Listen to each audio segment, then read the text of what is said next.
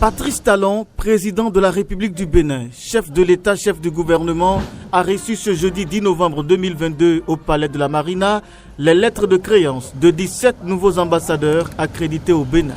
À la suite des honneurs militaires et accompagné de sa délégation, chaque ambassadeur a présenté conformément au protocole établi ses lettres de créance au président de la République.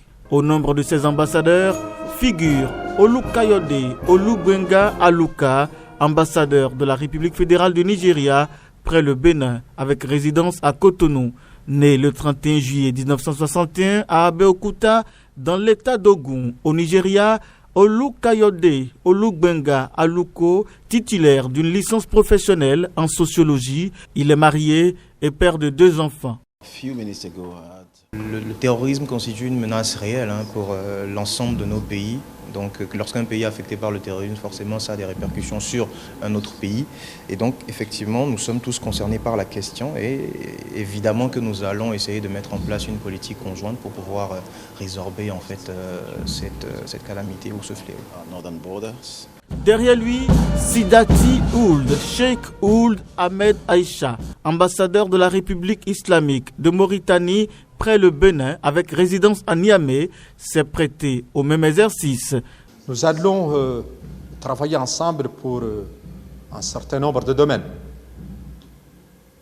On va d'abord prospecter le domaine des pêches et ensuite on va voir ensemble au niveau du domaine minier. Tout cela sera facilité par les moyens de transport. D'ores et déjà, la Mauritanian Airlines relie Nouakchott à Cotonou, ce qui est, comme vous le savez, un vecteur de développement et d'échange commercial entre les 2 peuples frères. Harriet Thompson, ambassadrice du Royaume-Uni, accréditée par le Royaume-Uni de Grande-Bretagne et d'Irlande du Nord près le Bénin avec résidence à Accra. Elle est née le 16 août 1979. Thompson est mariée et mère de 3 enfants. J'ai l'honneur de vous présenter les lettres de créance par lesquelles Son Majesté le Roi Charles. Bienvenue au Bénin. Merci. Une félicitation. Nous avons discuté 2 domaines principaux. Le premier, c'est le commerce et les investissements. Il y a beaucoup de compagnies britanniques qui s'intéressent à être plus actifs ici au Bénin. Et de notre part, le gouvernement veut soutenir ces investissements. L'autre domaine, c'est la sécurité. Nous avons déjà de la collaboration très forte dans ce domaine, mais en particulier à cause de la menace du terrorisme et d'instabilité dans la région, c'est important de faire plus. Donc j'ai hâte de revoir le président à une conférence régionale sur la sécurité plus tard dans ce mois de novembre et de discuter comment le Royaume-Uni peut collaborer avec le Bénin face à ces menaces que nous partageons. Juan Ignacio Celsons, ambassadeur du Royaume d'Espagne près le Bénin avec résidence à Abuja, né le 14 février 1963 à Madrid en Espagne, a aussi remis sa lettre de créance. J'ai dit au président que je racontais un peu mon programme de ces jours-là. Moi j'étais au port, j'étais à la zone industrielle de Glodjik Bay, j'ai rencontré les autorités, j'étais à l'université. Et on voit vraiment un pays qui est en marche, qui a une vision claire et une détermination importante pour avancer vers l'avenir. Et dans ce processus, l'Espagne va être partenaire de la République du Bénin.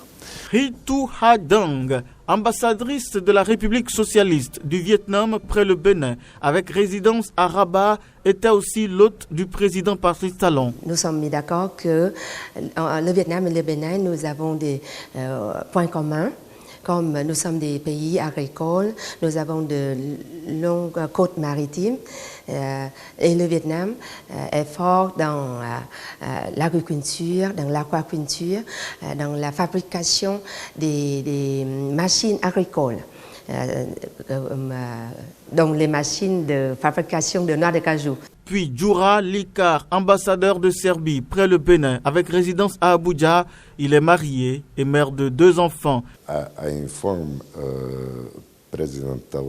Donc avec le président de la République, nous avons parlé des étapes concrètes de l'amélioration de nos relations. Nous avons parlé de la coopération au niveau de l'agriculture, au niveau de la jeunesse, des sports et de tout ce que nous pouvons faire pour donc approfondir et améliorer ces relations-là.